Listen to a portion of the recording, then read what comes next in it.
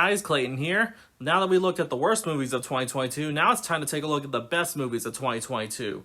Like I said in the previous video, 2022 was a pretty good year for movies. And granted, there's a lot I have not seen, like I didn't see Avatar: The Way of Water, nor have I seen anything else, but these are just the movies I saw this year that I thought were actually really good. Now, before I begin, like always, this is just my personal opinion, so if you disagree, that's perfectly okay. You're not an idiot, you're not below me, you're not whatever. We're all different in our opinions in movies, and that's a good thing. But before I give out my honorable mentions, I want to list a few movies that I did enjoy, but I did also have a few problems with it, and I do, for the most part, recommend them, though you may or may not like them. So those movies for me are Chip 'n Dale Rescue Rangers, Jurassic World Dominion, Lightyear, Minions: The Rise of Gru, Vengeance, Funny Pages, Thor: Love and Thunder, Disenchanted, and Strange World. And my actual honorable mentions are Scream, Jackass Forever, Turning Red, The Bad Guys, The Unbearable Weight of Massive Talent, Doctor Strange in the Multiverse of Madness, The Bob's Burgers Movie, Elvis, The Black Phone, Sea Beast, Prey, Smile, Wendell and Wild, Violent Night, The Menu, Sonic the Hedgehog 2, and my official number 11, Black Panther: Wakanda Forever. Alright, now time to show how good of a year 2022 is as I count down my top 10 best movies of 2022. Number 10, Clerks 3. Kevin Smith returns to the Quick Stop to bring us the next chapter of Dante and Randall, and while just as hilarious as the first two movies and animated series, this one probably has the most heart of the trilogy. While keeping with the themes of growing up, this one touches mostly on getting older and grief.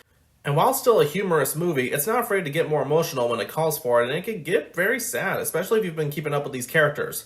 They're still just as great as before, but more specifically, Brian O'Halloran as Dante is the emotional center. There's a speech he gives to Randall near the end, and it's pulled off beautifully. He's been through so much, and you can tell he's reached his breaking point. And while not every joke hits, this is easily Kevin Smith's best movie since Clerks 2, and granted, I've liked some of his movies after that one. You can say it's not even supposed to be here today, but I'm glad it was. Number 9, Nope. Jordan Peele is back to the director's chair, and while probably his weakest in terms of his filmography, it's still a well-made and very unique horror movie, this time with a sci-fi edge to it. And that's the best way to describe this movie, unique. I love this fresh take on the unknown relating to aliens, and it's thanks to the chilling sound work. Whenever this thing is up in the air, the sounds that come from it are so haunting it sounds like it came from a nightmare, with the sounds of screaming giving me chills. Daniel Kaluuya and Keke Palmer have great chemistry. Not only are they believable as siblings, but they're likable to the point where you want to see them make it out in the end. I also admire this movie covering something different rather than race and class like his previous work, but this time having themes of exploiting tragedies and how it affects people. Plus, I give Peele credit for having two of the scariest moments in horror movie this year. I won't give it away, but here's a couple of hints. Gordy and Digestion. I can't wait to see what he has coming next, and this one gives a whole new meaning to Watch the Skies. Number 8, Weird: The Al Yankovic Story. In a time where we're getting more biopics of famous musicians, this one's based on Weird Al Yankovic and it goes in a different direction. In the tradition of Al, this movie parodies the tropes of the musician biopic, but instead of constantly winking at the camera, they play everything super straight, which makes it even funnier. At first I thought Daniel Radcliffe was an odd choice to play Weird Al, but as I continued watching, he not only looked like young Weird Al, but managed to capture his manic energy and personality. Evan Rachel Wood also does a great job at portraying 80s Madonna, making her fun and seductive. Add in some toe-tapping songs, and you get one of the best parody movies in a long while. It dares to be stupid, and to those that say parody is dead, can go and eat it. Number 7, The Batman. My choice for best comic book movie this year is this new addition to the Dark Knight cinematic legacy. Matt Reeves decides to focus on the detective side of Batman, and though keeping the high-octane action, it's refreshing to see this side of the character that hasn't been portrayed on film.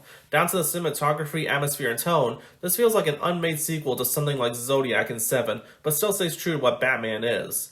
The acting is all around great, but the ones who stand out the most are Colin Farrell as the Penguin, who I can almost not recognize underneath all that makeup, Paul Dano as the Riddler, who gives one of my favorite Batman villains a darker, more sinister edge similar to Ledger's Joker, and of course Robert Pattinson as Bruce Wayne/Batman.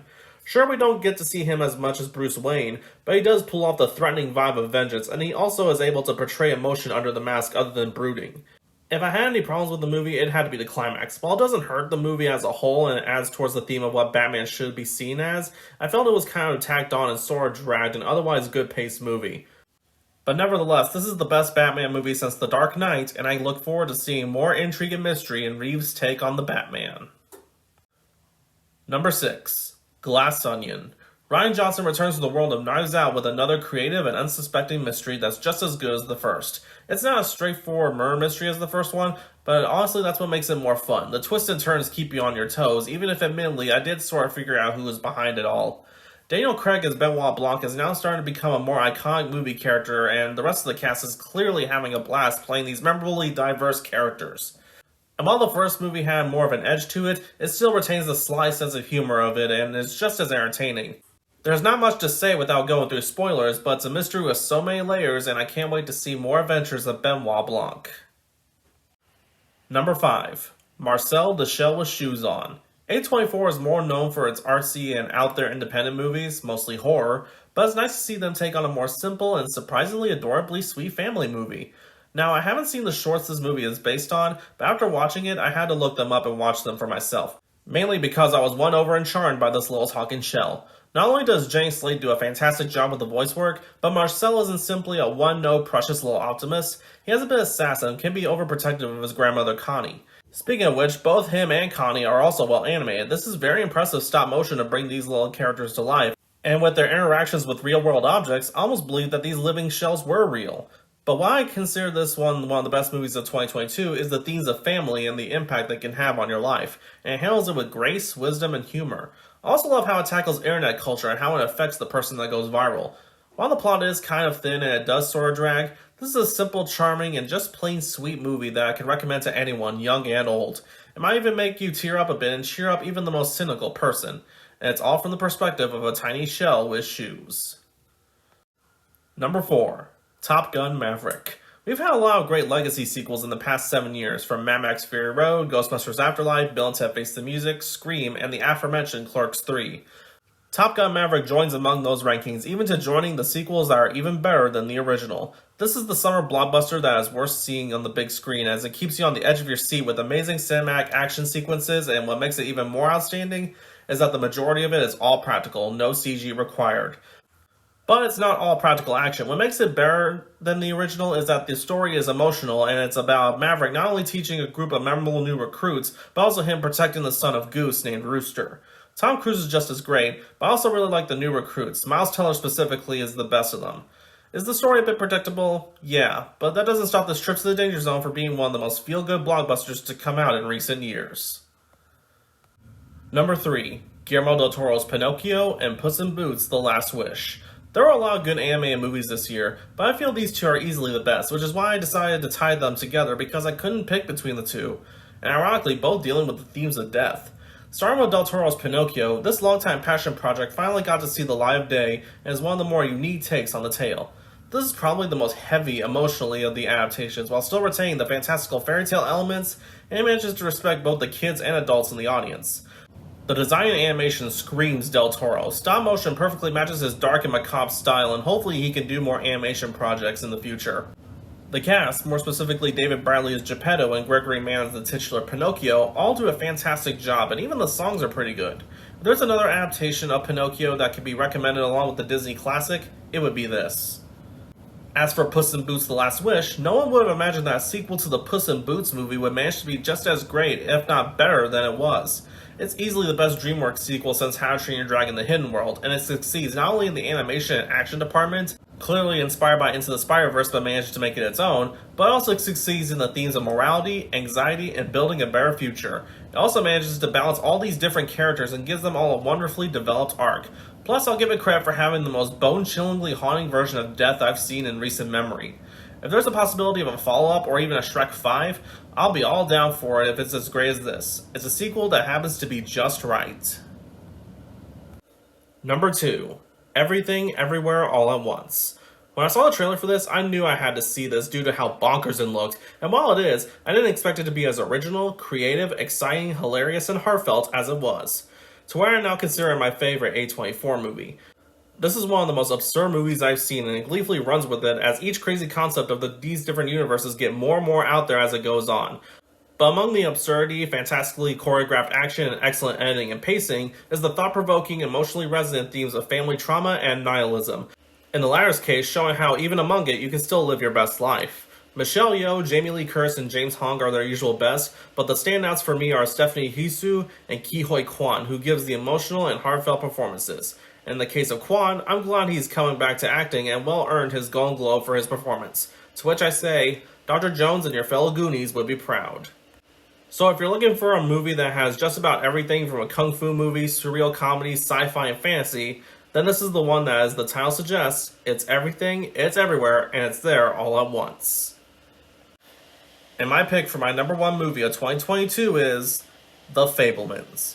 I know a lot of people put this one a bit lower on the list or even as an honorable mention, but the reason I put this movie as my number one is because mainly of the themes of art and the willingness to sacrifice for that art, and the feeling of being stuck because you're unable to truly express yourself. As an artist, those themes, along with the talk of perspective, really stuck out to me. But it's much more than that. It's a fantastic coming-of-age story about a young filmmaker and the relationship with his family, in which Steven Spielberg based a lot of it on his early childhood/adolescence, making his probably his most personal movie, and it doesn't make it super self-indulgent. The performances are all great, from Paul Dano and Michelle Williams as the parents to Gabriel LaBelle as Sammy Fabelman, and hopefully he'll continue to act more. I also admire that while it does have a plot point about dysfunctional parents, none of them are portrayed as the good guy or the bad guy, but as real people with good intentions. If there's a small issue I have, is the romance subplot with Sammy and Monica. It's not that it's bad, it just doesn't amount to anything outside of a fantastic scene with Sammy and a bully coming to an understanding. Add a fantastic score by John Williams, and you get one of Spielberg's best movies in a while. And while I doubt this is his final movie, this would make for one hell of a swan song. And those were my best movies of 2022. Thank you all for watching, and let me know in the comments what your favorite movies of 2022 are. I'm curious to hear what y'all have to say. And before I sign out, let me give you my quick rundown of the movies I look forward to seeing this year in 2023. Some of them might already be out, and some of them might possibly change in the future, but here's a list of movies in 2023 I look forward to seeing. And those movies are Megan, Skinamarink, Missing, Knock at the Cabin, Ant-Man and the Wasp: Quantumania, Cocaine Bear, Creed 3, Scream 6, Peter Pan and Wendy, Shazam! Fury of the Gods, John Wick Chapter 4, Dungeons & Dragons: Honor Among Thieves, The Super Mario Bros. Movie, Renfield, Evil Dead Rise, Beau is Afraid, Guardians of the Galaxy Volume 3, The Little Mermaid, Spider-Man Across the Spider-Verse, Transformers: Rise of the Beasts, Elemental, Indiana Jones and the Dial of Destiny, Insidious: Fear the Dark, Mission Impossible: Dead Reckoning Part 1, Oppenheimer, Barbie, The Marvels, Teenage Mutant Ninja Turtles: Mutant Mayhem, Haunted Mansion, Blue Beetle, Next Goal Wins, Dune Part 2, Chicken Run, Dawn of the Nugget, Wish, Wonka, the Ghostbusters Afterlife sequel, and Aquaman and the Lost Kingdom. Thank you all again for watching. This is Clayton, signing out.